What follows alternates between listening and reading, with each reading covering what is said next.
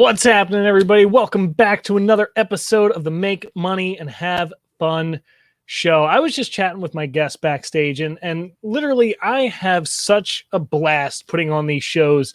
And I swear, I don't know how I did it, but I swear every single guest that I bring on here is definitely better than the last one. I am super, super excited to hear from today's guest. You're going to hear a little bit about my story. I've been following this guy for I guess about 7 years now, almost 7 or 8 years. He never knew who I was. We recently connected. I'm like, dude, I got to have you on my show. So I'm excited to bring on the millionaire dad, Matt Maddix. Let's get into it. My motto in life is make money and have fun. I'm on a mission to show everyone how to make money, yeah, and have fun. I'm all about making money and having fun.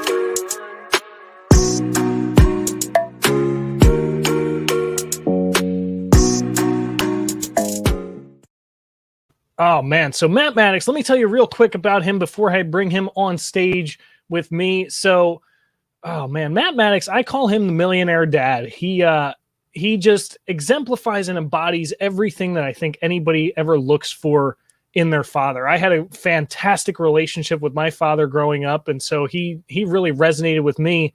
And before this show, I was actually looking for some kind of a bio or some sort of great things to say about Matt. And I found this blog post that he wrote himself. And I got to read you some of this because this is absolutely amazing. So Matt wrote this on his Medium page. He said, people ask me all the time, Matt, what do you do and who are you? He's going to keep it simple. So Matt said, I am a full-time dad who's committed to becoming the greatest dad that has ever walked on earth. Let me tell you, Matt, you're pretty darn close. You might be there. His gift and calling in life is to motivate people. His name's Matt Maddix, but his full name, check this out, his full name is Matthew Motivation Maddix. Motivation is his middle name, baby, and he's the master of motivation. He focuses on 7 basic things. 7 things. He wants to motivate people to serve and give to the poor. He wants to motivate people to lose weight and get healthy. Motivate men to step up and become great dads. Motivate people to become successful. Motivate people to be effective soul winners. That sounds fun. We got to talk about that. Motivate pastors to grow their churches and motivate people to master sales. Every day, he spends his life trying to motivate people to excel in those 7 areas, which makes him a motivation success coach, trainer, and speaker. And Matt has just done some amazing, amazing things in his life. So please help me welcome Mr. Matt Maddix. What's up, Matt? Hey, how you doing, man? Good to hang with you, buddy. I've been excited about this since we scheduled it. I was telling some young entrepreneurs this morning, some of my son's best friends. I spent a lot of time mentoring my son's best friends, which every dad should really pay attention to the wisdom of that. I spend just about as much time with my son's friends as I do my son because they're influential in his life. And I like to know who his inner circle is. And anyways, there's some awesome young dudes. And I was telling him today about Fred. I was like, I love this dude. First of all, when I talked to you on the phone, I think we had an hour conversation. And dude, your energy, your attitude, your mindset. And then when you were telling me about your podcast, I found it very refreshing because I'm like, okay, make money, which we all need to do, and have fun. Who talks about having fun nowadays in the hustle entrepreneur space? Exactly. It's all 24/7 and, hustle, which I believe in that. I believe in the grind. I believe in hard work. But I also believe that we are here on earth to have fun, to play, to enjoy life, man. You got to have both. It's so amazing that you bring that up. A lot of people, they read it and immediately they think, oh, I'm another financial guy. I'm another, Dave Ramsey or Susie Orman.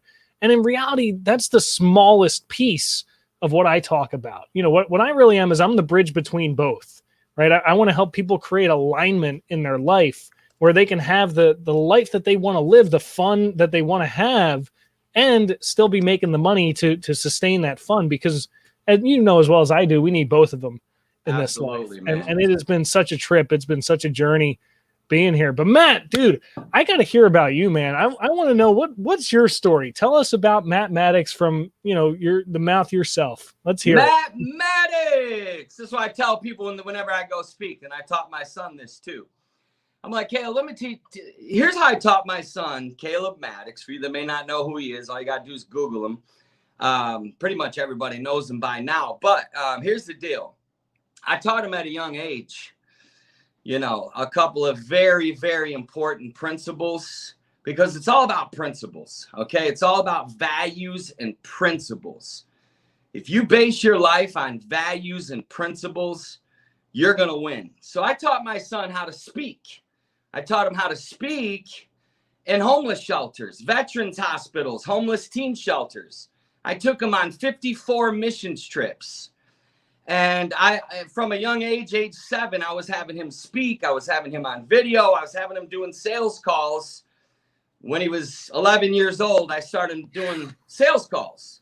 So, you know, we'll talk about sales because, you know, you and I love to talk about that. Sure. But, you know, here's the deal. I taught my son how to speak, and I taught him the intangibles. You know, the skill of speaking is easy. That's just practice, okay? There are some principles you got to follow to skill up as a speaker. You know, most speakers don't know the power of storytelling. But this is what I told Caleb. I was like, you know what? When people ask for your introduction or your bio, don't give it to them. Just give them your name. And I was like, because you want to get to the place where the only introduction you need is your name. So I said, hey, my name is Matt Maddix. That's what I tell people when they say, how do you want me to introduce you on stage? Just tell them, hey, it's Matt Maddix. Because within minutes, I won't need any positioning. I won't need any of that stuff. You know, for people to love me or like me, they're going to love me the moment I grab the microphone, because people are people. People can feel who's real. People can feel when someone is sincere. Let me tell you something. You can't fake people. All right. You can do a lot of things in life, but you can't fake people. And so, you know, my background, dude, is just, I come from a place of, you know, I was a very intense evangelist. I traveled and trained churches across America for 20 years. I was a pastor of 4 youth groups in inner cities. I've hosted and created over 110 missions trips in America.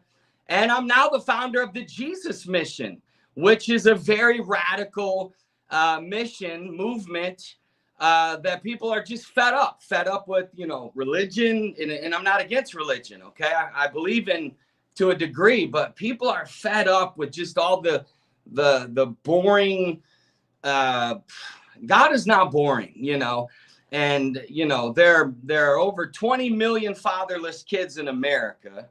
There are 2 million homeless teens in America. There are millions of homeless people.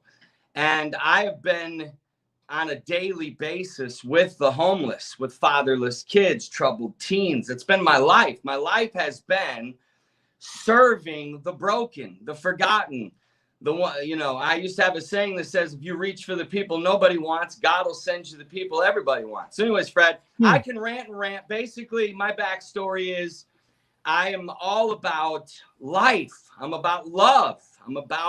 We're here to serve. We are literally on earth to serve one another, to serve people, to experience, to create, to love, to heal.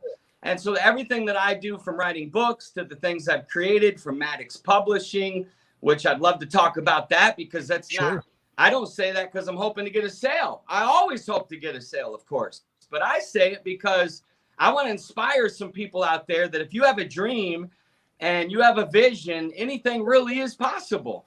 And, you know, most people are in their heads. They're not realizing that we're made in the image of God, and what God did was create. So all we're here to do is create. So create. Anyways, I love you, Fred. How you doing, man? Dude, this is awesome. What an introduction, man. That's the whole show. All right, see you guys later. Have a good one. No, I'm just kidding. Love you guys. Thanks for watching. Dude, it's so amazing. I got to tell you my story of how I found you. Yeah. Which, of course, was through Caleb. So when I turned 17 years old, I became a karate instructor. Okay. So I trained martial arts since I was 7 years old. And at 17, I'm like, I got a decade of knowledge in this field. Let me go start teaching. And one day I was at the school and I was listening to a podcast by a guy named Thomas Frank. And Thomas Frank was interviewing Brandon T. Adams, who I actually had him on my show about 3-4 months ago. And this was I was 19 years old. So this was 7 years ago. And wow, I can't believe that's 7 years ago already. Holy crap. 7 years ago, this was when Brandon was pushing his first young entrepreneur convention, the first one. And he talked about this guy that came to speak named Caleb Maddix, this 14-year-old kid that's inspiring millions and all that kind of stuff. And I'm like, who is this kid? I gotta look him up. And I saw his work your face off like viral video on YouTube that he had at the time. And then I went down this rabbit hole and I found both you guys. And I always ask myself the question, and it's so cool to be able to ask you this now. What kind of father did you have to be to, in a sense, create the Caleb Maddix that we know, or at least give him the roadmap to become who he is? And Dude, it always fascinated me. That is one of my favorite questions. I could talk about Caleb Maddix 12 hours a day for the next year and not run out of stories or things to say. It was a 19-year journey that I'm in. 19-year, 24/7, every day of the week for 19 years. Sure. So, look, I was an average dad. I was a good dad, okay? I loved Caleb Maddix. His mom and I divorced when he was 4 years old. I was a pastor, very successful, famous pastor, actually. And, tell you the truth, my friend, it was just one of those things where it rattled my world. It really affected me, emotionally drained me, physically, mentally, financially, every way you could imagine, from nervous breakdowns to just confusion to losing my faith to not knowing who to trust. It really was a nightmare of a divorce, to tell you the truth. It was a nightmare because, first of all, nobody wants to go through a divorce. Second of all, to go through a divorce as a parent, you're now facing a reality that you're losing half the time with your child. And that is literally, Fred, like to realize the value of time, to realize how fast it goes. Like, dude, I had this app on my phone called Days Until. I knew how many days until Caleb's 12th birthday, 18th birthday. And I remember many times seeing, okay, there's 2,000, or there's, I don't know, 1,400 days or a couple thousand days left till he turns 18. I still got time, or whatever it was. But there was that overwhelming feeling of, man, what? It doesn't feel like enough time. So Sure. There's an old saying, rich people have money, wealthy people have time. And for me, dude, the truth is this. When Caleb was a little boy, he was so cute. He was so innocent. He was so pure, but he was a broken kid. His parents divorced. So that's not easy on children at all. So, look, man, the truth is this. It's hard for me not to talk about without crying because it's just my soul, dude. I lived it, man. Dude, I had a wake-up call. I had 3 wake-up calls. I'll go through them fast. One was when Caleb was in kindergarten, and they had every kindergarten get up to speak about what they were going to become when they were older, and we had rehearsed it. And, he was going to get up and say he was going to be the shortstop for the New York Yankees. How hard is that? Grab the microphone and say, I'm going to be the shortstop for the New York Yankees, and hand it off. It's that simple. Smile and say, I'm going to be the shortstop for the New York Yankees, and hand the microphone to your teacher. That's all you got to do, right? Well, every child got up with fine, except one child, and that was Caleb Maddix. He could not speak. He was so shy. He was so insecure that he teared up. He, little pouted lip. And I wanted to run on stage. Looking back, I should have, Looking back, I should have said, hey, hold on, everybody. I should have run up there and said, hey, buddy, it's okay. Just tell him, man. But, I was frozen in time. And so it just happened. And I realized, you know what? Matt, your child, if he grows up without confidence, this is like death. This is almost as bad as death. Children growing up insecure. Listen, the problem in our country is that we don't have humans that are emotionally whole and confident. Okay? There would be listen, all troubles would go away if we would all experience inner healing and self-love and confidence, right? So I knew that as a dad. Then I was also a very successful preacher. Okay. Before there was a Facebook, they had, I preached at a conference called Because of the Times. It was the biggest conference in the United Pentecostal Church. And my video went viral, a VHS tape. And because I just I was telling this church conference of 3,000 pastors that basically, hey, we're kind of here to do what Jesus did. It's pretty simple. Feed the poor, So we fed the homeless every Saturday night in my church. We bust in hundreds of inner city kids, fatherless kids. We mentored fatherless kids every Friday night at my church. We let them stay the night with our youth pastor, Travis, at the time, who's now actually a pastor in DC, who works on Caleb's team.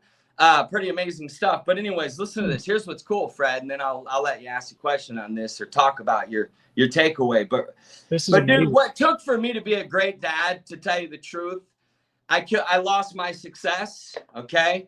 You got to be humble, dude, because, we're living in a world right now that celebrates the wrong things. And, so when I was traveling and I had a lot of success, I was making great money. I lived in a high rise. I was very popular, very sought after. And that's a rush when you're flying out every week and you're flying first class and you land and they take you out to the best restaurants and you're stepping up, speaking to couple thousand people a week. And, and everybody's standing in line to, get their picture. And there's a rush to that. But every time I got on a plane, there was an ache. I didn't want to leave my son.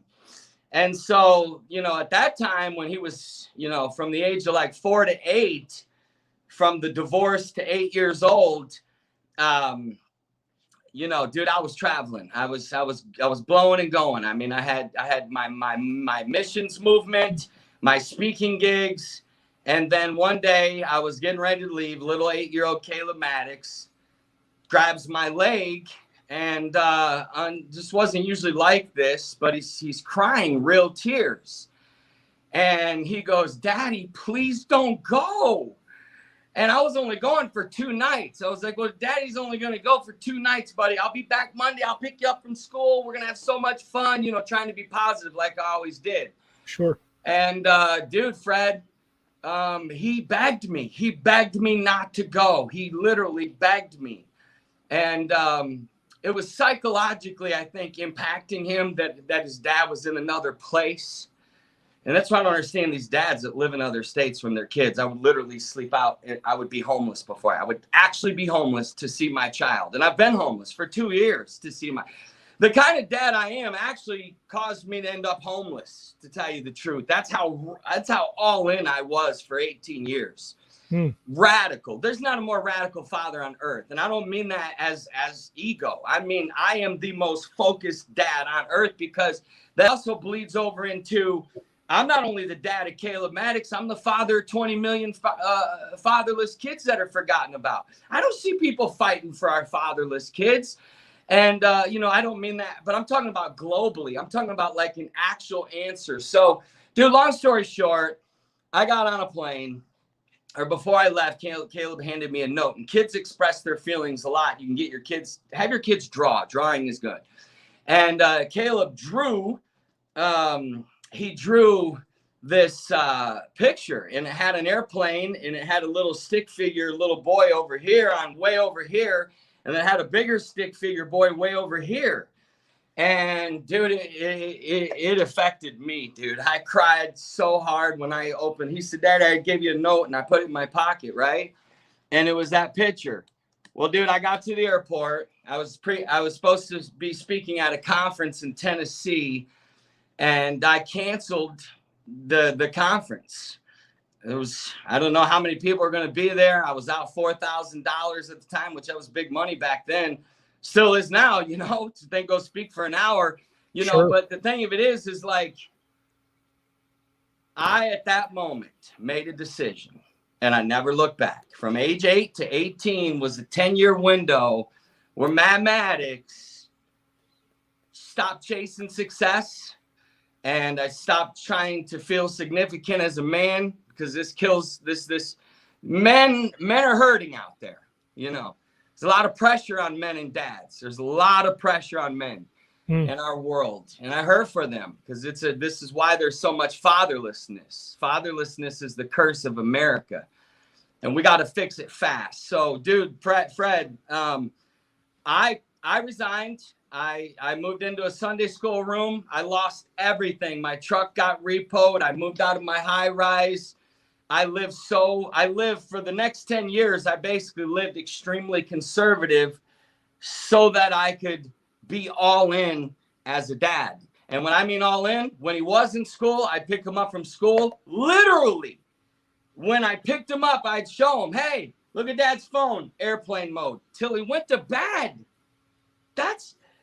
He lived in a world of like 3 p.m. to 9 p.m., 6 hours a day with Matt Maddix, fully undivided attention. So then fast forward to the years of homeschool. That age, from age 12 to 17, he lived in a 5-year world where we traveled the world together. We spent every day together. And so, dude, I mean, I'm amazing. I can do so much. Like, I'm excited about what I'm about to create because I finally have time. Because I've been so, like, as a dad, that, like, dude, nothing else mattered to me. Time with Caleb, memories, moments that he knows that I'm there. And then, dude, listen, you know, I mean, how can dads not want to spend time with their kids, man?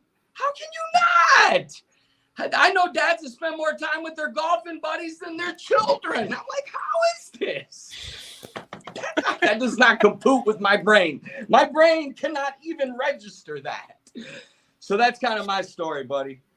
Dude, that is amazing. Amazing story. It's so interesting. I'm always fascinated. I've had a lot of amazing people on this show. I've had John Lee Dumas on here. I've had Les Brown on here. I've had Alex Stern, Dr. Greg Reed, yourself. And I'm always fascinated by the stories of their setbacks, of their downturns, of their worst times, more so than the success. Because, you know, everybody talks about on Instagram, it's easy to post all the good times. On Facebook, it's easy to post all the good times. It's easy to make videos on YouTube when you made your first $1 million check or whatever. But it's because of those hard times that I believe that those good times come. It's because we sacrificed in order to succeed that all of this actually made sense.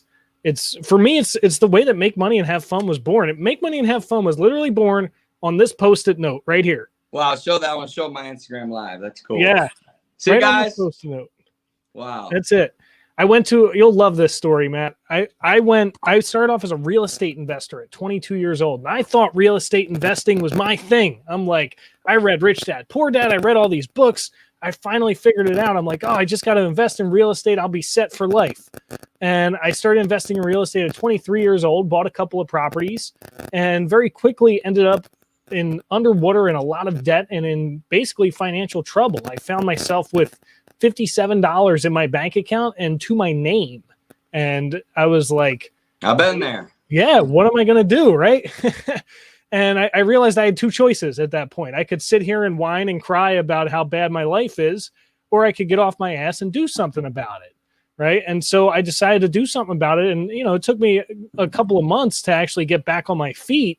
And when I did, I was like, all right, I'm back. I'm just going to start buying real estate again. And I don't know if I developed a phobia or whatever, but for whatever reason, I didn't feel fulfilled from real estate. I'm like, the money's great. It's a cool business model, but it's not lighting me up. It doesn't elate me. It doesn't, make me feel good. And I said, where do I feel good? I feel good, Matt, on stage in front of cameras, doing stuff like this. This is my glory right here. It shows in your glow, man. Yeah, exactly. And I went to, so I'm trying to figure out what the heck am I going to do for the rest of my life. And I go to this seminar, right? They always talk about invest in yourself. And I've invested more in myself than anything else on this planet so far in the 26 years that I've been here. And I went to this seminar, and it was funny. It was a free seminar that I attended. And there was about 12 of us in the room, and we all had a chance to speak for about 30 minutes. And I spoke about book writing. A couple other people spoke. One guy gets up and he puts Post-it notes in front of every attendee in this thing. And this is literally his whole keynote, 30-minute time slot. He gets up, he grabs the microphone, he goes, here's what I want you to do. On that Post-it note, in 4 words or less, I want you to write down who you are and what you do. Mic drop, went back to his seat. And we spent the next 25 minutes just working on the Post-it note.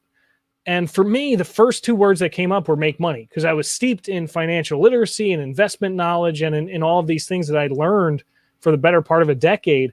But I'm like, that's not enough. There's already 1,000,001 financial gurus out there, and people need more than this, because I already chased the money. I already did the real estate thing, and it didn't fill me up.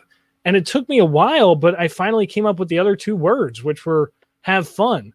And then the craziest thing happened, Matt. I posted it on Facebook. I said something like, hey, just Fred Pacimo here, coming to you live from this seminar, making money and having fun. And it got a bunch of engagement. And I'm like, that's weird. About 2-3 days later, I did the same thing, put another post up, got a bunch of engagement, did it again a 3rd time. Now, by this point, not only are these posts getting engagement, but people are associating me as the make money and have fun. Like, you're building a great brand. Yeah. And so this was the straw that broke the camel's back. So I'm like, look, I want to start associating with bigger people. I want to have Matt Maddix in my life. I want to meet Caleb. I want to meet, Russell Brunson, Tony Robbins, all these people that I've looked up to. And so I started with Greg Reed, Dr. Greg Reed. I scheduled a call with him. He was a friend of mine's at the time. And I scheduled a call with him. And I said, Greg, look, here's what I want to do. I want to get out of the real estate thing and move more into the author, speaker, coach, consultant world like you do. And he goes, all right, you need a hook. So we're sitting there for like 20 minutes throwing paint at the wall with these hooks. And I go, hey, Greg, what do you think about make money and have fun? And as soon as I said that, his eyes just lit up. And he's like, dude, go buy the domain right now. And I bought it, and I changed the title of my next book that's coming out to make money and have fun. I started the show. And since then, it's just been all in on this idea of financial fulfillment, make money and have fun, and helping other people create full alignment. Thank you for doing that, Fred. Seriously, because that's we need more of that. We need more people stepping up and bringing, because we just went through a global awakening. Okay. Yeah. I mean, dude, we just lived through the biggest awakening probably since the birth of Christ. Okay. And people are ready. So this kind of stuff that you're doing, because people, when you go through what we all just went through, we are now marketing and selling and serving a world we've never seen, because people have when you go through the valley and you go through hell and you face pressure and you feel like you've been deceived and you feel like your freedom's been taken away. And all these people have been masked up for almost 2 years now. My God, over a year, and the list could go on and on. But the things like what you're doing, make money and have fun, versus the people that are constantly with the message of hustle 24/7. The people like you are going to rise to the top, because people are people. They want something real. They want something refreshing. And let's get real. I don't care who you are. The people that work 24/7, it's usually because they are broken inside, and they're not truly whole. Yeah, they're not truly secure. They feel like they have to. Yeah, they feel like that's the only way they get their validation. Yeah, and that's sad to me. That's shallow. That's to me, it feels very shallow. Like, if there were aliens, I can imagine them looking down at us and just being like, "Wow, you guys got one time on Earth, and this is how you behave." That's what I would be doing if I was an alien looking down, because sometimes I don't even know if I'm human. Sometimes I'm looking at other humans out here, and I'm like,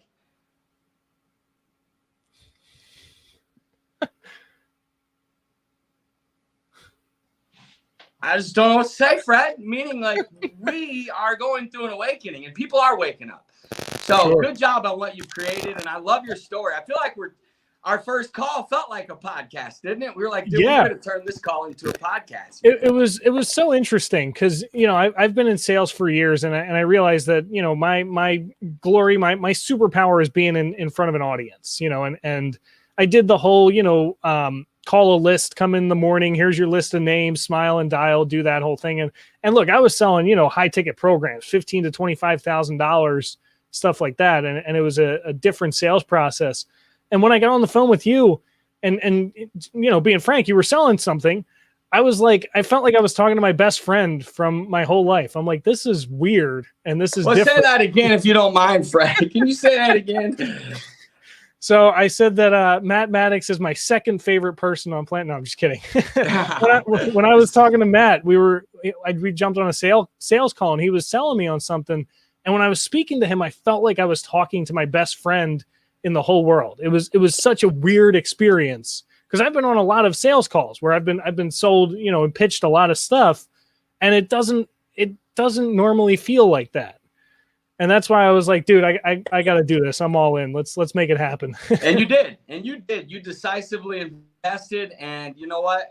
And I appreciate you saying that, Fred. Really, I take that as a compliment to staying true to values. Meaning, I don't necessarily take it as a compliment to my greatness, even that you said that Sure. I teach salespeople a different style of sales than probably what anybody else out there teaches. And this is what I taught some young salespeople this morning. I appreciate you bringing that up. I said, guys, your sales call should leave the prospect feeling like they just had coffee with their best friend. Okay.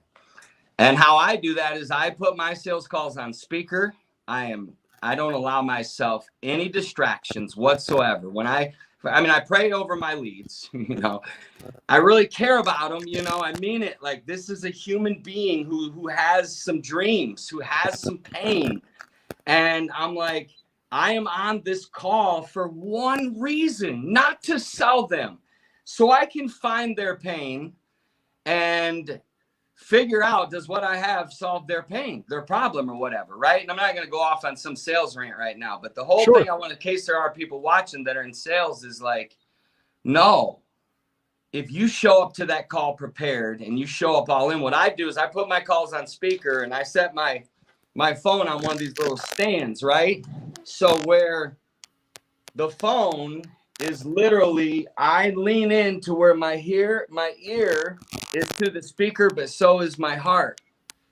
And so what I'm doing is I'm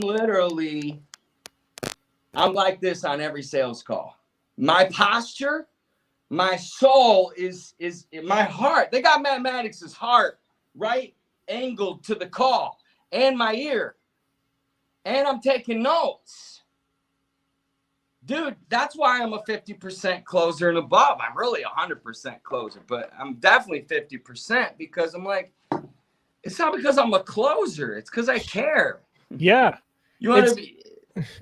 It's crazy. I run a group of affiliates, right? People who are salesmen for a group that I'm a part of. And I basically run their meetings for them. And last week I did a live sales call. I said, hey, listen to what I'm saying, take notes and that kind of stuff. And at the end, I asked everybody, I said, hey, did that sound authentic to you? Did that sound genuine? Did that sound like I cared? And then I asked the question, I said, does anybody know why? Because I actually do give a crap about the person on the other end of the phone. That's the hardest thing, I think, when it comes to sales training, is that people get so caught up in the technique that they forget about the heart part of it and the caring part behind it, because that's really what the technique, if you will, of sales is, at least in my opinion, is this authenticity and this caring for the other person. Fred, because here's why. Dude, we are dealing with humans that spend money every day of their life on everything. Okay. So it's no surprise to people that there's an investment. Okay. Most people understand that, hey, I'm going to be pitched something that we're pitched we're living in a world where we're all pitched subconsciously 24/7. I mean, they say the average person sees up to 5,000 advertising messages a day. Think about that. So the act of really, truly, authentically caring automatically sets you apart. And when people feel that, money's not the issue. When people really feel that, then they're like, okay, hey, usually I'm like, hey, listen, you know, we'll get to about the end of it, and I'll be like, hey, about 50 minutes in, they're like, wait a minute, you haven't even told me about your product yet. I'm like, yeah, because it doesn't really matter. You know what I mean? What really matters is I understand you. You know, that's what really matters. Exactly, dude. This is Brad, that's exciting. I can tell you're amazing at sales, dude. I mean, because you're an amazing human. Yeah, I mean, it's interesting, and I want to bring this up because you kind of brought this up in the first place. I've always been I consider myself a square peg, if you will. Whereas, you know, the traditionalism of the world is at least in America run through this ideology of living life in a very monotonous, pattern driven way. You know, you go to school, you get a good job, with a high paying job with good benefits, all this stuff, blah, blah, blah. And I've always been countercultural. I've always been kind of against the grain. And I think that has benefited me because I've stepped fully into that purpose. What do you, I guess my question for you would kind of be, what do you kind of attribute to you looking that other way? Like for instance, you brought up the story that you taught Caleb how to be a public speaker very young. You taught him about sales. Why those skill sets? Why not? Well, because A, I knew this would boost his confidence. B, I also knew the future was in sales and the, you know, the internet. And so as a dad, I'd never wanted him to go to college. As a dad, I thought I looked at college and I thought, well, that's the most broken system, the most laughable. I'm shocked it even still exists. I'm literally in shock. Me too. People still go. Yeah. Unless you absolutely need it. Unless you're a straight A student, I think it doesn't make any sense trade at all. Schools and that's it. Yeah. But, you know. So, first of all, it was an absolute, like, there was never a moment that we talked about college. There was never a moment that I said to Caleb, you need to do such and such to get into college, because I'm like, dude, by the time you're 16, you're going to be making more money than all the professors in that college put together. See, it's all about belief system. It's all about what's your vision. The Bible says without a vision, the people perish. Well, what's the opposite of that, right? If a person without a vision perishes, what happens to a person with a vision? You succeed, right? You win, you thrive. Vision. And vision isn't, there's a difference between dream and vision, right? And so most people don't understand that vision is about precise clarity about your future. Well, I knew what kind of lifestyle I wanted Caleb to have at age 8. Let's go through it real quick, okay? Sure. Yesterday, Pierce is on here. Pierce is also on Caleb's team, and just a great young man. Talk about sales, just an authentic human who's not, nobody would hire him thinking, oh, he's going to be a killer in sales, because he's not your typical. But I told Pierce, I like Noah, our 2 top salespeople, I said, you know, are the best humans. I was like, Pierce, you are going to own this. You're going to crush this. You're going to be, because you're so real. You really care about people, right? So said all that to say, dude, what got me into getting Caleb ready was, look, dude, that's our job as a parent. The Bible says, train up a child. I'm not leaving my child in the hands of a school or the government. Look, when that child came out of his mother's womb, those doctors handed it to his mom and I, okay? And when we left that hospital, that right there is the most sacred responsibility in the world. And it's like, I see parents that like are freaked out about, you know, the parents, listen, man, we just need to save the world, bro. Anyways, but yeah, so anyways, long story short on that is really, I just wanted Caleb to understand health. So I taught Caleb the power of the daily 5 in your spiritual life, your money life, your relationship life, and your mental emotional. So if you can think in 5 spiritual habits. So I gave Caleb 5 spiritual habits to do every day, 7 days a week, because I was into lifestyle. So that's why I had schedules, routines. He woke up at the same time, little things. You know, you win in life in the little things like making your bed, hanging your clothes up, I made sure it was a rule that his room stayed organized, because, it is, I know a lot of us creatives out there, they say, creatives aren't organized. Well, that's a limiting belief. We all should be organized. Okay. There's no reason in life not to be organized. Mm-hmm. There's no reason not to know you should put little things like, Caleb, put your shoes in, your baseball bag in the same place every single time. Look at Dad's keys. This is where they go 24/7, every single, I don't just throw them in random places. You don't just set your backpack down right there. Go put it up, and it was just like him learning. So he was ready for life. Yeah. So he mastered a daily routine. He mastered, I had him doing daily sales, daily marketing, daily study, Tony Robbins. Listen, Caleb Maddix grew up studying 3 to 6 hours a day because that was our lifestyle. Personal growth wasn't just skimming a book while you're on the toilet. For us, it was deep study. It was like I had him read .com Secrets probably 30 times. I had him watch all of Russell's videos. And there were certain social media influencers that I wouldn't let Caleb watch. Some of the big ones. I told him, no, delete his account. I don't want you watching him. And these were like some of his favorites. See, if I named their names, I don't want you watching them, because, I knew that he had to develop character. He had to develop, the right heart, the right spirit. And if he, who you idolize, you become. Sure. So I gave Caleb the right characters to follow. And so because he had an amazing mother too, by the way. Caleb was blessed, even though we were divorced, we co-parented, which was hell on earth for probably 10 years. Sure. But we made it, and I could teach on that for 6 hours, man. But the thing of it is like, if children, their brains, right? A children's brain comes fresh. So I was intentional with my son's brain. I was intentional about his associations. I was intentional about what he watched. We didn't have Disney. I didn't let him play video games at all. We didn't have video games. I had a dad come up to me and Caleb at Funnel Hacking Live. He's like, man, can you shoot my son a video and motivate him? I know you shot at him one last year, and I want you to motivate him because he won't stop playing video games. And last year after your video, he said he would start reading books. And so Caleb is so nice. He's like, oh yeah, I'll do it. And I stopped and I said, no. I said, I'm sorry, Dad. I said, Caleb, you're not shooting that video. I looked at the dad. I said, I need to talk to you. I said, dude, Caleb Maddix, okay? I said, you're the dad. I said, do you want just motivation or do you want real change? Because real change is you go home and you take the video game and you go give it to some fatherless kid, or you go give it to a Goodwill, or you go sell it, or you throw it out. Right when you go home. Literally. None of this, I'll let you do it once a week. Parents are weak.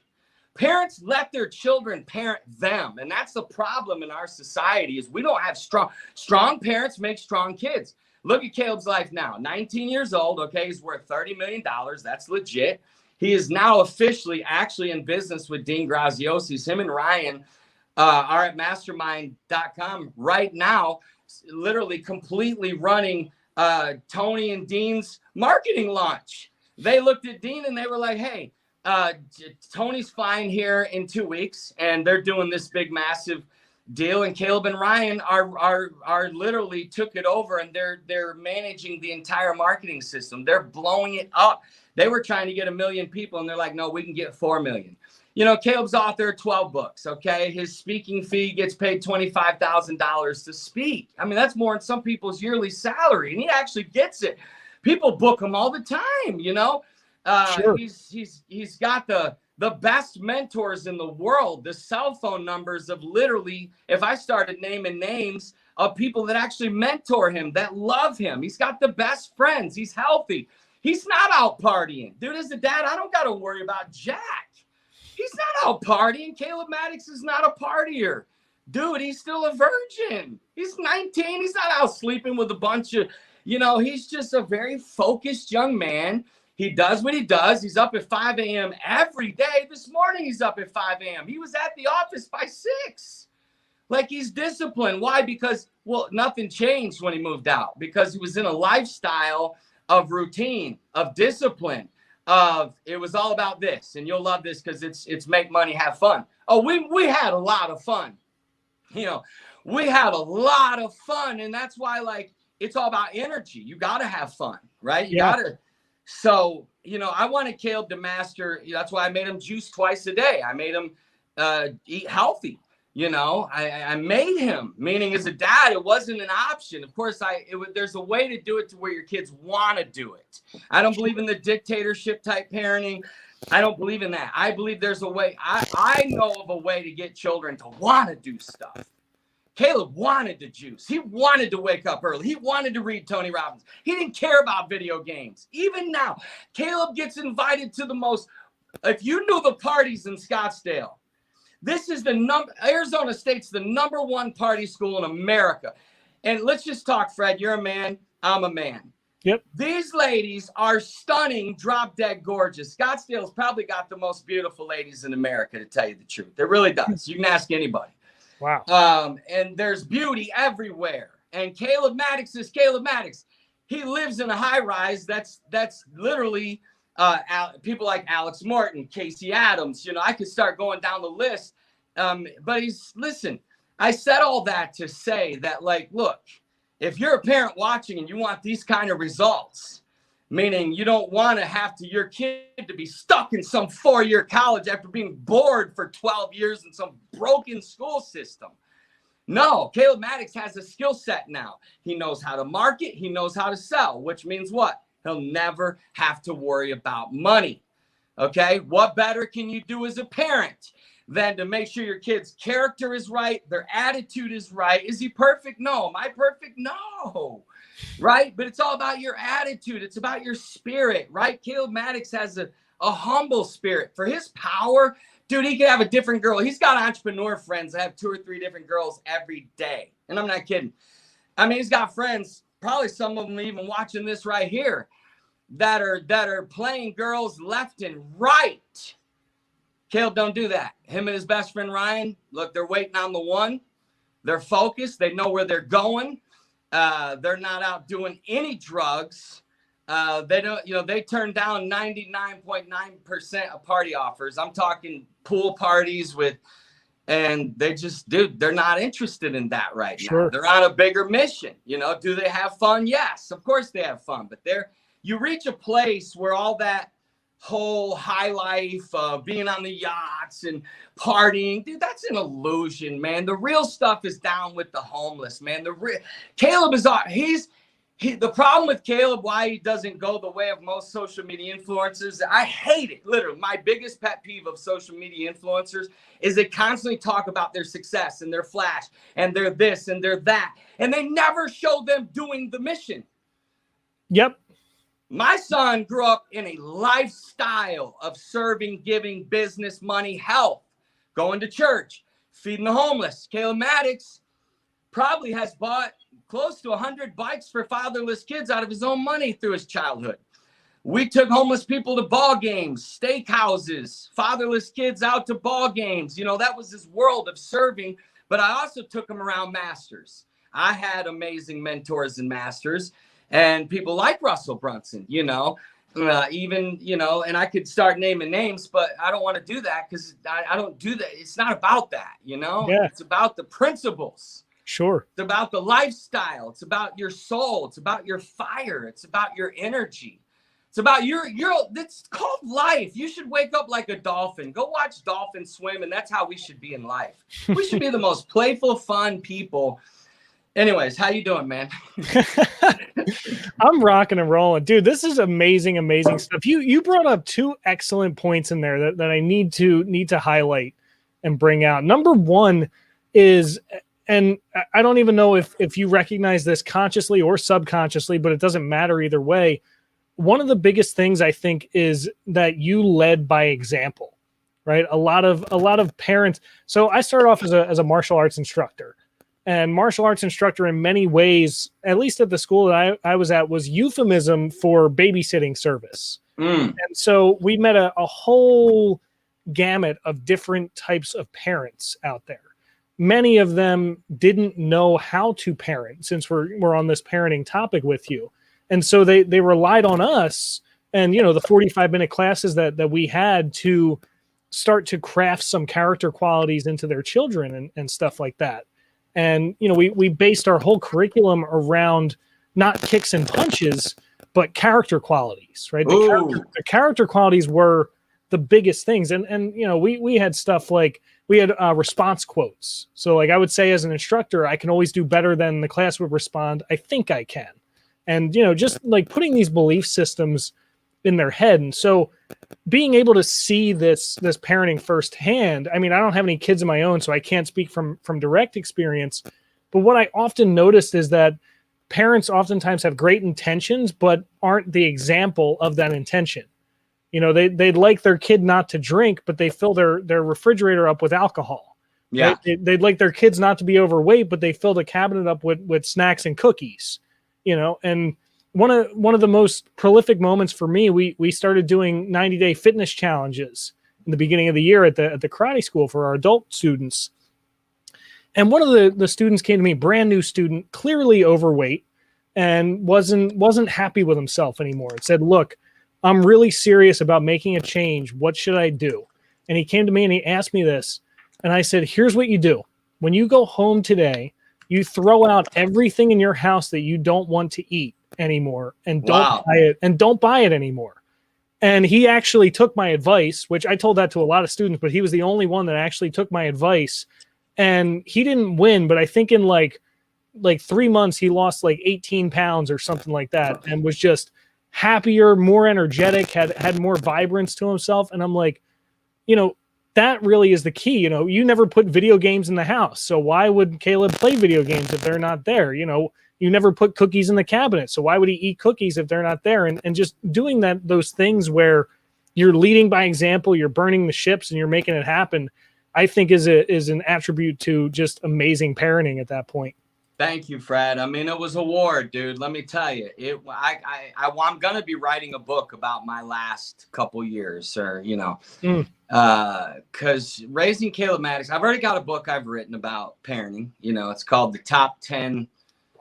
It's about training. The Bible says train up a child. So it's really about training your children in the 10 most important areas. Right. So, but the thing of it is, dude, is that's why I created this thing called Parents with Passion. It's a high level mastermind for parents that are serious. I don't want to work with listen, I don't work with everybody. I really don't, man. I want to help everybody, but you know, you do have to be, when it comes to like time, right? Because, and just, I don't know, my point of even bringing that up is, you know, the only way to save America is to empower parents, because we're going to keep this cycle going if we don't teach our parents how to be entrepreneurs, how to be independent, how to the truth about health, the truth about our bodies, the truth about money, the truth about relationships. You know, most people are literally in bondage. It is modern day slavery. Most people are in slavery to the system that's been created.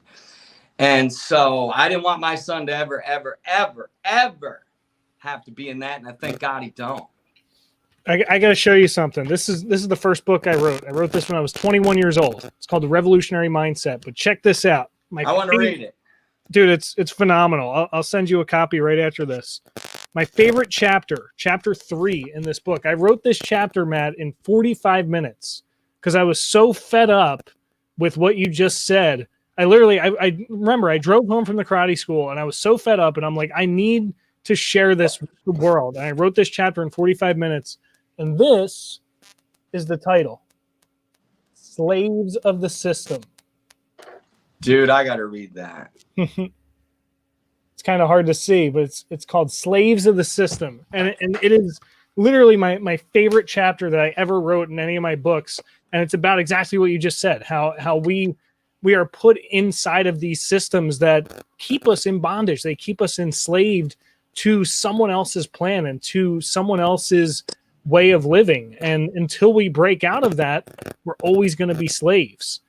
It's so cool. This is amazing. I love having you on here, man. Dude, I was just checking some of the people that were on the live. I want to read that book, Fred. Yeah. So if you go to Amazon, type in my name on Amazon. Yeah, I typed it in there. And anybody else watching, type in Fred. Make sure you follow him, Fred Posimo. Sounds like your last name sounds like a pizza restaurant, dude. Are you Italian? Yeah, definitely Italian. It's okay, my great grandparents are from Calabria. So, Wow. and you even said it right too, which is super fun. So Well, here's Italian's my favorite culture, and Irish. I'm Irish, you know. Okay. But I love the Italians. I love the way they live. I love their energy. I love just their love for life, their love for food, their love for family. I think the Italians probably got it as close to the way we should be living. I think everybody should probably spend a year training the Italian culture over here in America. That's because awesome. you know they just seem to have it a little bit better than we do, in my opinion. Maybe. So I gotta wrap up with one thing. I actually have my first ever mentor is watching this right now. So my first ever mentor is this guy named Jason Centeno, and Jason has an amazing goal, Matt. You're gonna love this. Jason's goal in life is he wants to aid in the adoption of 100 children. That's his goal in life. He has 6 kids right now. 4 or 5 of them are adopted, and he has 1 or 2 biological kids. And his whole thing is around adopting kids and adoption. And he just wants to aid. He's got 8 so far, so he's got 92 left to go in the adoption of kids. And since I started hanging out with him, I fell in love with this idea of adoption, and I'm even looking into opening up my own orphanage very soon. What are your thoughts on adoption? Well, first thing I'm going to do is I'm going to delete somebody off my Facebook and add Jason as a friend. He's amazing. By the way, he has a show for dad entrepreneurs that you need to be on. I'd love to be on. I'd love to talk to him too, because what I've been doing the last few years is healing, right? Because it really was, you know, the stuff we did and created. They say you don't really understand a visionary till he's long gone, you know, and I am a visionary, you know, and the thing of it is, for us, it's been about the mission. You know, we're here for the mission. So when I hear Jason share that, first of all, I'm going to start praying for him, and I want to become his friend too, because we need people like that. Jason, I don't think we all realize just how bad it is out there. I don't think we realize how many children out there. I look at the beauty of children, dude. Every child deserves love. They deserve a home that's safe, that's peaceful, that's like, the fact that a child suffers in this world is a crime. And the thing of it is, though, I will tell you, Jason, human trafficking is a huge issue right now. This is the number one reason we're going through what we're going through, is because of the absolute disgusting deception and just sinful, corrupt, despicable human trafficking. There's 20 million children missing.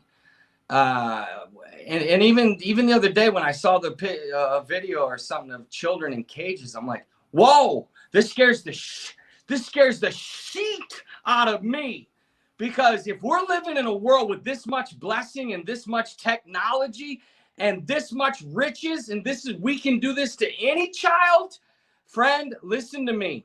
The judgment of God is coming on this world like we've never seen it, because of how we treat children and animals. It is a shame what we've done to earth. It is a shame what we've done to children. And as a dad, I believe people should be put to death that harm children. I believe that would immediately change the game. But the problem is we got politicians involved in it. We've got we've got celebrities involved in it. We've got Hollywood actors involved in it. And we've got a major problem on our hand, my friends. And I'm telling you, though, I did have an awakening, and I saw a vision on Father's Day 2 years ago. And it had to do with human trafficking and all the missing children. And it had to do with all the fatherless kids in our world. And it had to do with our foster care system, which currently has over 440,000 plus. Currently has over, you see what's funny is my live on Instagram just got cut off. See how that works? Because I'm a truth teller, and because you know, we need our truth tellers to start stepping up, and because people like us are respected, and people don't know what to believe anymore. People literally don't know what to believe anymore. So I'll leave you with this, is like what Jason's doing, vision to get 100 kids adopted. wow, seriously. I mean, that's the stuff we should be celebritizing. Not a basketball player, not somebody that's got 100 million followers, right? Jason, people like Jason, because here's why. I had an angel visit me in Sedona, Arizona this summer. I was sleeping in my car. I was there hiking and praying and spending time with God. And I had a visit from an angel, dude. I don't know if you're into this or not, Fred. So you can edit this part off your video or whatever. But I just want you to be real, Matt. Yeah. So, but it was a real visit. It was a real visit, dude. Because and he grabbed my arm and said, "We're here to set the children free." And dude, I don't know this whole Hollywood sexting and all the over amount of pedophilia going on, and it's pissed God off. It's pissed off his angels, and it's pissed off a lot of good people out there. See, here's the thing: it's actually more good than bad. There's actually the good news is Jason, we're gonna need it. We're gonna need millions of parents ready to adopt. Because the children, we're going to a new world where this amount of control and tyranny and abuse to children will not continue. Do you hear me? It will not continue. The way we treat children, it will not continue. So, Jason, God bless. We need, and anybody watching that wants to get involved, and maybe you're out there praying about adopting a child, get with Jason. Jason, I would love to one day too. I mean, you know, I'm sitting there thinking, I mean, I'm a single guy, right? So I know I'm going to be, you know, somebody told me the other day there's a possibility I could have a baby again. I thought, man, I put so much into Caleb Maddix that I don't know if I have the time and energy to do this again, because now I got to go get all these, you know, I'm on the Jesus mission now. So anyway, God bless Jason. Thanks for being on. He's your first mentor, huh? What was the number one lesson he taught you? Oh man, the number one. Wow, that's a great question. The number one lesson I think that he taught me was to genuinely care and be authentic with all the people that come into my life. Jason has an interesting level of reverence and just authenticity to him, and it's interesting. You're going to meet him. So he just sent you a little heartfelt message here. He said, "Feel free to join me on my journey to 100. Plenty of room in the car with me, and we're both in Tampa now, so let's go." Oh, dude, Jason, we also have spent a lot of time in St. Petersburg, Florida. That's where I raised Caleb. So downtown St. Pete is a place we're at a lot. So we'll definitely be connecting. This was a God connection, so I'm excited. Yeah, Jason, man, I've had a blast, dude, man. I know that we could do this again because there's so much we didn't even get to, man. This is amazing stuff. Oh my God, this has been just truly inspiring, a blessing from above. We gotta tell them about the universe moment that we had today. So for those of you that was cool. That was so like perfect divine intervention, or I don't even know what it was. So Matt and I were scheduled to go live at 12 p.m. Eastern time today, and Matt calls me right before. He goes, "Hey, can we push it back to 12:30? I gotta do something real quick." I go, "Yeah, no problem, Matt." And I go downstairs to reset the time, and I look at it, and I literally accidentally clicked on 12:30 instead of 12. You had already set it up for 12:30. Yeah, I'm like, man, the universe knows what's going on already. This is amazing. Dude, I love that. It was totally, I got chills when you sent me that text. It's so funny. Yeah, that's God's timing is always perfect. This will keep you in a state of peace. Is whether you call it God or the universe, we definitely know that, you know, to create a human body, you know, out of a man's sperm into a lady, you know, to live in there 9 months and to come out, dude, like that we're humans. Trees are going to outlive us, dude. I'm looking at a tree right out here that's going to outlive me. You know what I mean? So like staying in a place of that total trust that, you know, God is leading us and his timing really is perfect. And when you surrender that, then life does become more fun, more peaceful. You relax. You don't get so uptight, you know. Absolutely. So it's kind of, we had so much fun, dude. I had a blast. What would be, let's each do one last question each. Okay. I'm going to ask you a question and you ask me a question. All right. So best advice out there to all single entrepreneurs on how to find their dream lady. Cause I know you're with yours. So tell me the secrets, buddy. How to find their dream lady. I would say number one, be patient, and number two, know yourself. I think that a lot of people run into struggle, stress, turmoil, anxiety, overwhelm, whatever you want to call it in this world, because they don't have enough self-awareness. They don't have enough clarity on who they are. And they're trying to figure out all of this external, this world out here, and they haven't even figured out themselves. I gave a keynote this morning. I'm part of a speaking tour, and I gave a keynote, and they told me, we want you to talk about company culture. And I said, okay, cool. And I flipped the script right away, and I talked about personal culture. Ooh. Because a culture is created. A culture is really someone's character in a group, right? So if you take the characters of 10 people and put them in a group, you create a culture. But when you're starting an organization, you're starting a company, you're starting whatever, you have to bring your character to the table first. And then from there, everybody else is going to match that energy. They're going to create that culture for you. So when you become in tune with yourself, that's when the people in your life start to be the right people. You know, to answer your question directly, it's, you know, you gotta find yourself. You gotta make yourself into the human being that you want to be, and then you'll find that dream guy, that dream girl, whatever you're looking for out there in that relationship, because you've already found yourself, and now they're going to be attracted or pulled to that. That's gold, dude. I'll take that right there, man. I love what you said about personal culture, man. Yeah, that's what it comes down to. Because culture is just an expansion of you. It's just an emulation of what you brought there. You know, if you have a culture of you know, whatever, of toxicity and negativity, it's because you're toxic and negative, right? If you have a culture of positivity and an uplifting spirit, it's because you're positive and uplifting, right? So it all just comes back to your own self. I mean, that's what I base everything around Make Money and Have Fun on. It's this idea of finding yourself. And when you find yourself, you found your destination. Now I'm just going to help you get there. Right. And that's what the mastermind's for. It just helps you along that path. Dude, I love it, bro. You're doing amazing things. I can't wait till we hang in person, man. Dude, this is so cool. I messaged you today. I got to come up and help you out with this Jesus mission, man. You're hanging out with amazing people, got that amazing life going on. And the most important part is it's actually hot in Arizona. And I'm a person who loves the heat. I hate it when it snows here. You've been here, right? I've never been to, actually, that's not true. I was in Arizona for 1 hour on a layover. It'll change your life. It's the hidden gem of America. It really is. I tell people all the time, I grew up in Florida. Spent 24 years in Florida, and I love Florida.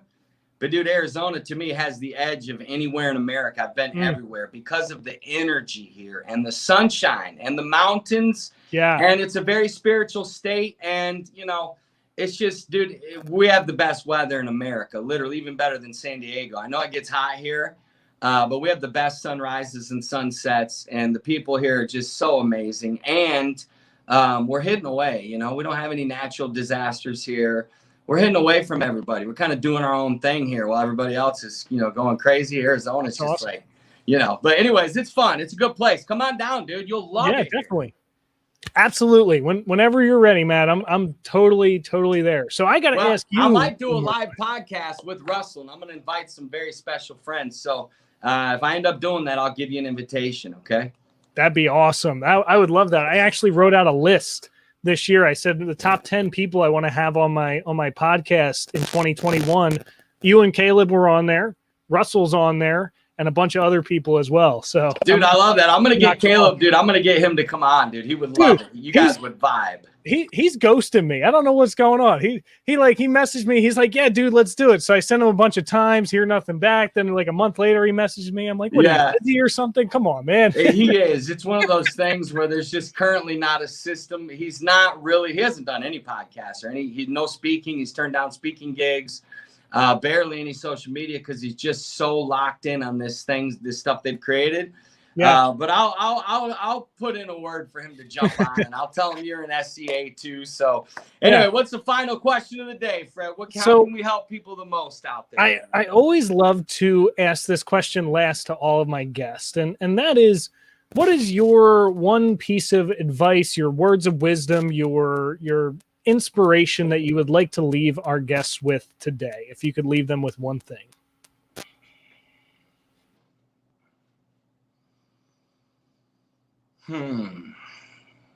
Well, my best advice for everyone watching is, even if you're an atheist, read the Bible. I've got atheist friends that read the Bible. Okay. Start with Proverbs. I had Caleb read a chapter a day because it was written from the wisest man that ever lived. And really do read the Gospels. Read Matthew, Mark, Luke, and John. Read Jesus and just study it. Read it, again, and start there.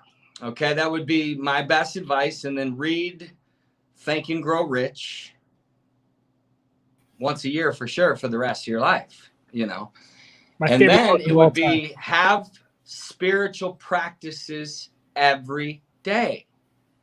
Okay. There you go. You got it. Spiritual practices every day. Okay. Spiritual habits, money habits, relationship habits. And then my last piece of advice is, listen, if you really, really want happiness, become a giver. Giving really is the highest form of abundance. Giving in love, So become a giver. Give of your time. Give of your energy. Give your love. Give kindness. Give encouragement. Give compliments. Give money. Take care of the poor. Take care of the fatherless. Take care of other humans. Be a giver. Givers are the happiest people. Givers have the best energy, and givers get money because there's a law of giving. You give and it'll come back to you, good measure, pressed down, shaken together, and running over, meaning there's an abundance that comes to givers. So Jesus said, he that is greatest among you is your servant. So if you want success, if you want to go to the top, if you want greatness, I've been to the top in multiple industries. I know how to get to the top. I'm giving it to you right now. You serve your way there. You don't politic your way there. You don't position your way there. You don't step on people. You don't mistreat people. You don't break integrity. You don't try to make yourself be, you just serve your way there, and you'll get there. Trust me. And when you get there, you're going to realize the there really wasn't a there. Okay. I love it. I love it. That is amazing, amazing, amazing stuff. I always love to tell people the definition of money, and we'll end with this today. A lot of people read Make Money and Have Fun. They immediately get triggered by that word money. And most people have the wrong definition of the word money. For me, money is simply a byproduct of value creation. So if you want to make more in your life, stop asking how you can make more money and start asking how you can create more value. Because the more value you create, the more money will come to you, and the more you'll give, the more you'll receive. And it just flows and flows and flows from there. Matt! So we had fun, bro. This was insane. This has been amazing, dude. This has been awesome, awesome, awesome, awesome stuff. I'm so thankful. I'm so blessed that you're here. It's so cool to actually meet you virtually on this instead of just watching you through a YouTube channel. I am so blessed and humbled to have you here, man. Fred, we will be hanging in person. I love you so much. And to everybody watching live on Fred's page, awesome meeting you. And anybody that's working with Fred, keep doing it. He's the real deal. And anybody that wants to consider working with him, do it. He's the right person. He's a winner. He cares. And he really provides. Dude, listen, even just you, since you've been in SCA and just since we've met, dude, it's been like, wow, this dude's real. I've been following you on your Instagram and your Facebook. And I even looked today at some of your past podcast stuff. And I was like, wow, good job, bro. So thank you. And anybody that watched on my Instagram or Facebook, I love you guys so much. Thank you. And share this out. Hopefully me and Fred shared some stuff that'll inspire y'all and encourage you guys and really help make you more money so you can have more time, more freedom, more love, and have more fun. Exactly. I love it. Dude, I'm so excited to have you here. Thank you so much, We'll do it again. I love you, buddy. Thank you. We're definitely meeting up in person, and I'll connect you with Jason. See you, everybody. Have a good one, guys.